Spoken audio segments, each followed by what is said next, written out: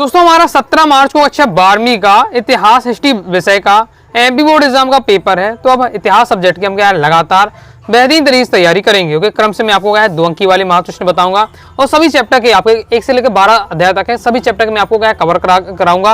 Okay, साथ ही हम 3 अंकी वाले महत्वपूर्ण देखेंगे, 4 अंकी वाले महत्वपूर्ण देखेंगे और पार्ट वाइज पार्ट में आपको इंपॉर्टेंट बताते जाऊंगा। ओके, तैयारी के दौरान ही हम क्या है वस्तुनिष्ठ भी मैं आपको बताते जाऊंगा, तो वो भी आपको है तैयार करते जाना है। ओके, इसके साथ ही आपको मानचित्र भी आता है तो उसका भी आपको चिंता नहीं करनी है, मानचित्र की भी आपकी तैयारी करा दूंगा। देखिए तो ओके, तो आपको करना लगातार हम तैयारी के दौरान बहुत सारे आपकी वीडियो आएंगे, तो क्रम से आप वीडियो की देख लिए आपको क्या करना है, आपको प्लेलिस्ट के सेक्शन पर जाना है। 12th हिस्ट्री टॉपर सीरीज 2025 के नाम से प्लेलिस्ट बना दी है, तो वहां से जाकर आपको क्रम से वीडियो देखना है।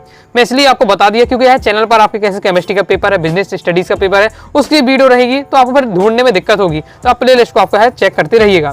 तो इस वीडियो में हम 2 अंकी वाले महत्वपूर्ण प्रश्न उत्तर देखने वाले हैं। ये आपका पार्ट 1 रहने वाला है। तो सच्ची मेहनत और संघर्ष ही सफलता की एकमात्र कुंजी है। देख लेते हैं। तो पहले हम क्रम से चैप्टर वाइज चैप्टर में आपको थोड़ा बताऊंगा। पहले हमारा चैप्टर है ईटे मनके तथा अस्थियां वाले हड़प्पा सभ्यता वाला चैप्टर। तो हड़प्पा सभ्यता के 2 सबसे बड़े नगरों के नाम बताना है, तो आपका हो जाएगा हड़प्पा और मोहनजोदड़ो। नेक्स्ट देख लेते हैं। नेक्स्ट हमारा क्वेश्चन है ग्रिड पद्धति क्या है, इंपॉर्टेंट रहने वाला है, हाई चांस है आपके इसके आने के, तो पढ़ के आपको रखना है ग्रिड पद्धति के बारे में। तो ग्रिड पद्धति का प्रयोग हड़प्पा सभ्यता के एक नगर नियोजन में किया जाता है। हड़प्पा सभ्यता के नगर नियोजन की महत्वपूर्ण विशेषता यह है इसकी सुव्यवस्थित सड़कें व नालियां। नगरों में सड़कों और गलियों का निर्माण लगभग एक ग्रिड पद्धति से किया जाता है जो एक दूसरे से समकोण होती है। सिंपल है, यानी जो आपका है सड़कों नाली को निर्माण के समकोण के रूप में किया गया है। ओके, तो इसी जो पद्धति है जिस पद्धति से ये क्या है जो नालियां और जो सड़कें व्यवस्थित तो सब क्या ग्रिड पद्धति कहते हैं। तो ये आपको तैयार करके रहना है, क्लियर रहने वाला है। आगे देख लेते हैं। और इसके साथ ही दोस्तों आपका एमपी बोर्ड एग्जाम 22 का, एमपी बोर्ड एग्जाम 23 का, एमपी बोर्ड एग्जाम 24 का पेपर सॉल्व करके रखिएगा।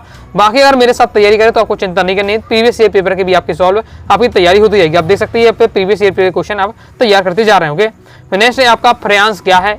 तो फ्रांस क्या होता है, फ्रांस घिसी हुई रेत एवं रंग चिपचिपे पदार्थ के मिश्रण को पकाकर बनाया गया जाने वाला पदार्थ था। इस पदार्थ को बनाने की प्रक्रिया जटिल थी।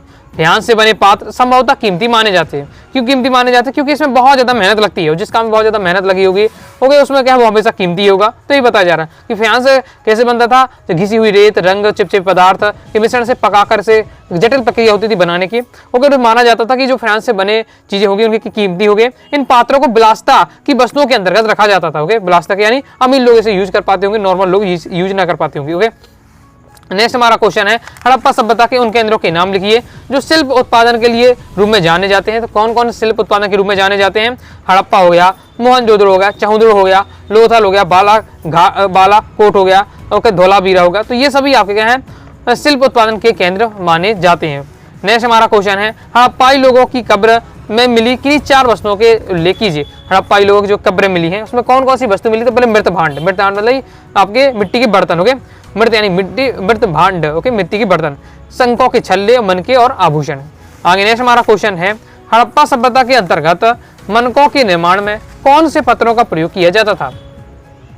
ओके, तो हड़प्पा सभ्यता में जो मनके बनाए जाते तो कौन कौन से पत्थर से बनते थे? तो आपका बनता था किस से? आपका किसी क्वार्टर्स था, सेल खड़ी इसमें इंपॉर्टेंट है, आपका कार्निलियर है, इन सभी से पत्थरों से बनता था। ओके, नेक्स्ट हमारा क्वेश्चन है हड़प्पाई लोगों के आहार में प्रयुक्त होने वाली खाद्य वस्तु के नाम।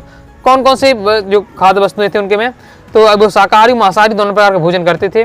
ओके, जिसमें से उनका भोजन था गेहूं, जौ, चावल, दालें, फल, सब्जियां, दूध, ओके, बने पदार्थ। तो साथ ही क्या है मछली और पशुओं का मांस भी था। ओके, क्योंकि मांसाहारी शाकाहारी दोनों टाइप के थे। जैसे मोहनजोदड़ो यानी सिंधु घाटी सभ्यता, ये आपको याद रखना है। जैसे आपको सिंधु घाटी सभ्यता से कहा जाए, मोहनजोदड़ो कहा जाए, एक ही बात रहने वाली है। तो इसकी आपकी 2 विशेषताएं लिखी इंपॉर्टेंट है। आपका शॉर्ट में या लॉन्ग में आपका ये बन सकता है जैसे। ओके, तो इसे गलियां व्यवस्था आपको मोहनजोदड़ो की जो विशेषता बतानी तो गलियां की व्यवस्था थी। फिर इसके बाद है जल निकासी प्रणाली थी, साथ ही भवन का जो बनाने का सिस्टम था, विशाल स्नानागार था। ओके, क्वेश्चन पेपर में केवल इतना आ सकता है आपके कि मोहनजोदड़ो के विशाल स्नानागार के बारे में संक्षिप्त वर्णन कीजिए। विशाल स्नानागार के बताइए, तो ये पढ़ लीजिएगा, बहुत ज्यादा सिंपल में आपका दिया हुआ है। विशाल स्नानागार के बारे में दिया हुआ है, पढ़ के रखना है। जल निकासी व्यवस्था किस बार से थी वो बताया जा रहा है, भवन के बारे में बताया जा रहा है और आपके गलियों के बारे में। अब इसे मैंने एक साथ यहाँ टॉपिक बता दिया। पेपर में 2 नंबर में से आना हो तो केवल इतना बता सकते जल निकासी प्रणाली को समझाइए हुए। ओके, तो वहाँ के भवन निर्माण की बातें बताइए, तो इस बार से आपका आ सकता है, तो आपको ये टॉपिक पढ़ के रखना है। नेक्स्ट देख लेते हैं। नेक्स्ट हमारा सेकंड अध्याय आ जाता है, उससे हम देख रहे हैं इंपॉर्टेंट ब्राह्मणी लिपि को पढ़ने में सबसे पहले किसका सफलता प्राप्त की थी? तो 1838 में जेम्स प्रिसेप ने ओके क्या है सबसे पहले ब्राह्मली को पढ़ा।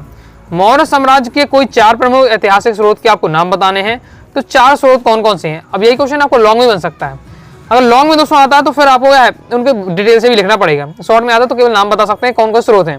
तो मतलब स्रोत का मतलब होता है कि अगर मौर्य साम्राज्य के बारे में जानकारी प्राप्त करनी है तो हम कहाँ से प्राप्त कर सकते हैं। ओके, क्योंकि हम तो मौर्य साम्राज्य के समय रहे नहीं है।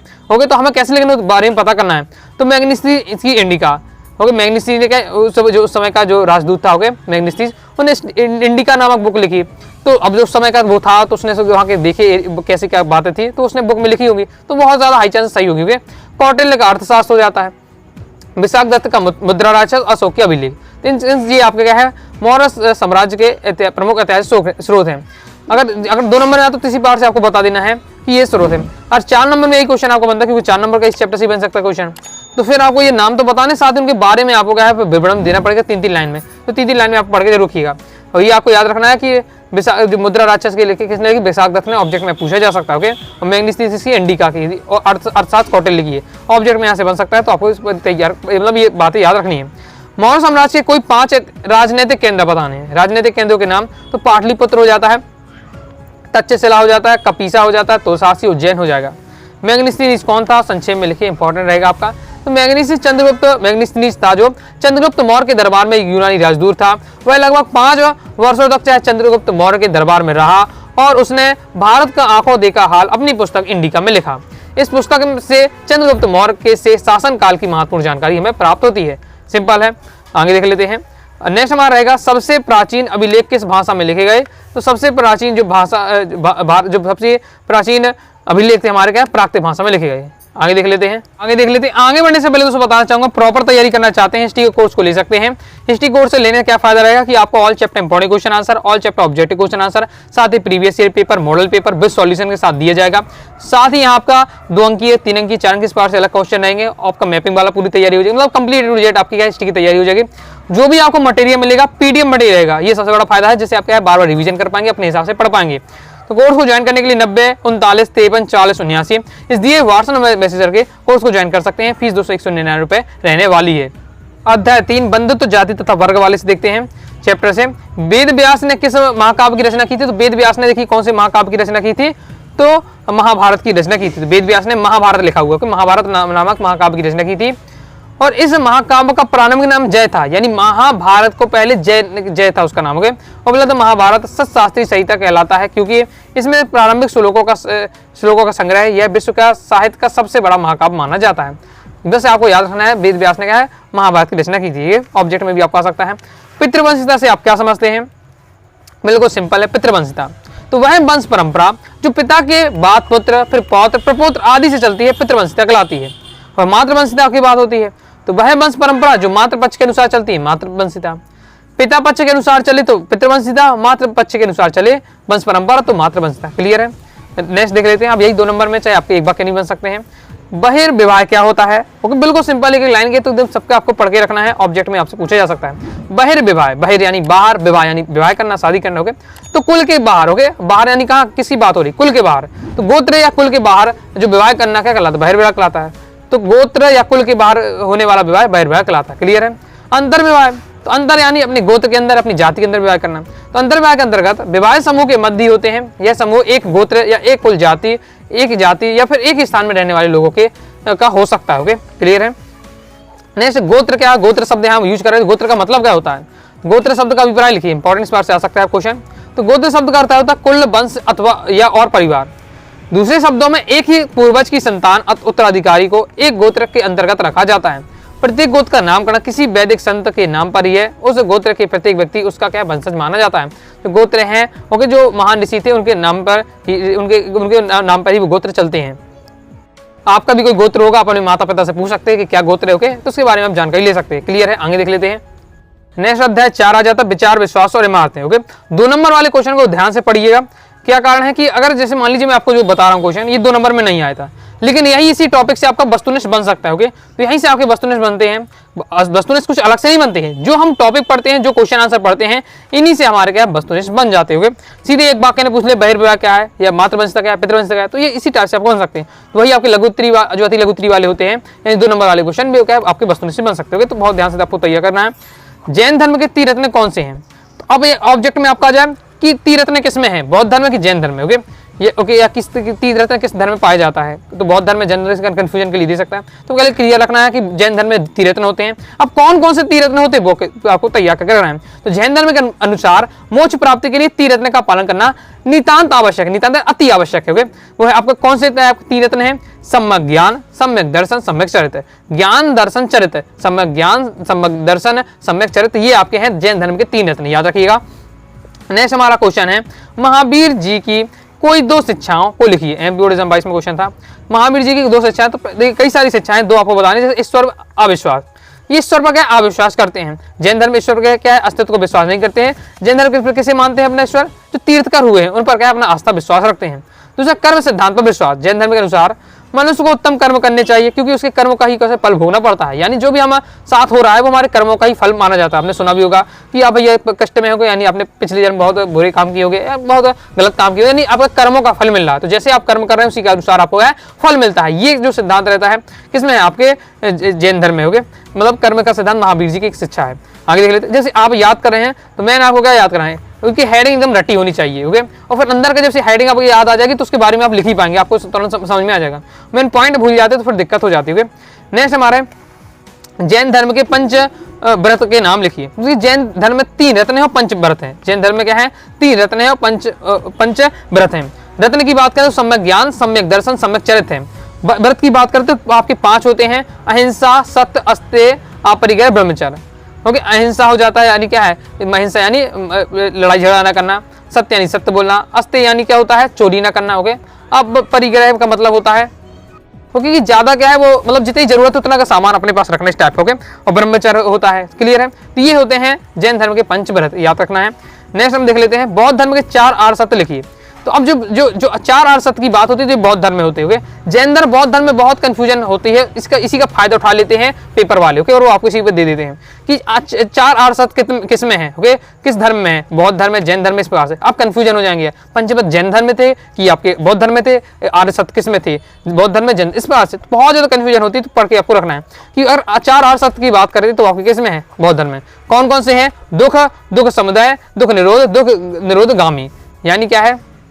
मतलब यानी दुख है आपके पास। ओके, 4 आर्य सत्य में दुख है, फिर दुख समुदाय, दुख के क्या कारण है, दुख निरोध, दुख को कैसे दूर किया जा सकता है, दुख निरोधगामी होकर दूर करने से फिर उसके बाद हमें क्या, मतलब हमें क्या सुख की प्राप्ति होगी। तो इस टाइप से इसका रहता है। ओके, लेकिन आपको याद इसी बार से रखना है, दुख, दुख समुदाय, दुख निरोधगामी। नेक्स्ट हम देख लेते हैं। नेक्स्ट हमारा क्वेश्चन है, महात्मा बुद्ध के जीवन से संबंधित कोई 4 स्थलों के उल्लेख कीजिए। ओके, जिस टाइप में क्वेश्चन होता है उस टाइप के आने के हाई चांस है, पढ़ के आपको रखना है कि महात्मा बुद्ध के जो है उनके जीवन संबंधित कोई 4 स्थल आपको बताने हैं। 4 स्थल पहले आपको याद है, लुम्बिनी वन, कपिल वस्तु, बोध गया, सारनाथ। और फिर उनको याद देखना है कि उन्हें वहाँ उनका क्यों वो स्थान महत्व है। लुम्बिनी वन है तो लुम्बिनी वन में क्या है? महात्मा बुद्ध का जन्म हुआ था। कपिल वस्तु में क्या है? महात्मा बुद्ध का पालन पोषण हुआ था। बोध गया में महात्मा बुद्ध को ज्ञान प्राप्त हुई थी। और सारनाथ में क्या है? महात्मा बुद्ध को क्या प्रथम उपदेश दिया गया था। ओके, क्लियर है? आगे देख लेते हैं। अब जैसे बहुत सारे स्टूडेंट हो सकते हैं जैन धर्म में, क्योंकि बहुत सारे जैन वाले हो, तो हम उन विद्यार्थियों को क्लियर होगा, उनके टॉपिक उन्हीं से संबंधित होंगे, तो बहुत ज्यादा क्लियर होगा। आगे देख लेते हैं। बौद्ध धर्म और जैन धर्म की 2 समानताएं। ऐसी कौन सी समानताएं जो बौद्ध धर्म और जैन धर्म में थोड़ी समानता है? तो पहला कि दोनों अहिंसा को महत्व देते हैं। दोनों क्या है? अहिंसा को महत्व देते हैं। तो दोनों धर्म वैदिक धर्म के विरोधी है। वैदिक धर्म जो हिंदू में वैदिक धर्म होता है उसके क्या विरोधी है। ओके, अब विरोधी का मतलब क्योंकि उस समय की हिंदू में बहुत सारी बुराइयां थी। ओके, तो उन्हें ये बुराइयां लगती थी, जैसे जाति प्रथा थी, तो वो हिंदू धर्म में एक जाति प्रथा सिस्टम था। ओके, तो उसको क्या बुरा मानते थे, बहुत सारे उसके रीजन के कारण क्या मानते थे। तो ये क्या वो धर्म वैदिक ग्रंथों के धर्मों के विरोधी थे। क्लियर है? नेक्स्ट, वैष्णववाद किसमें किसकी पूजा की जाती है? तो भगवान विष्णु की। जो वैष्णववाद होते हैं वो अब क्या है? भगवान विष्णु की पूजा करते हैं। क्लियर है? आगे देख लेते हैं। आगे नेक्स्ट है, अमरावती का स्तूप कहाँ स्थित है और इसकी खोज का श्रेय किसे दिया जाता है? तो अमरावती का स्तूप है आंध्र प्रदेश के गुंटूर जिले के अमरावती गांव में स्थित है और इसका स्तूप का श्रेय कि एक अंग्रेज अधिकारी कॉलिन मैकजी को दिया जाता है। याद रखना है, अमरावती स्तूप की जो खोज का श्रेय कैसे दिया जाता है, कॉलिन मैकजी ऑब्जेक्ट में यहाँ से आपके क्वेश्चन बन सकते हैं। क्लियर है। तो इस प्रकार से दोस्तों मैंने आपको 2 अंक वाले महत्व क्वेश्चन बताए। अभी अध्याय 4 तक हम देखे हैं। नेक्स्ट पार्ट आएगा तो फिर आगे के बताऊंगा और क्रम से आपको पार्ट वाइज पार्ट बताते जाऊंगा। बस बहुत सारे ये क्वेश्चन ऐसे हैं, वीडियो को अगर ध्यान से आप देखते हैं सुनते हैं, अगर थोड़ा बहुत पहले से पढ़ा तो आपको चीजें वीडियो को देखते देखते याद हो जाएंगी।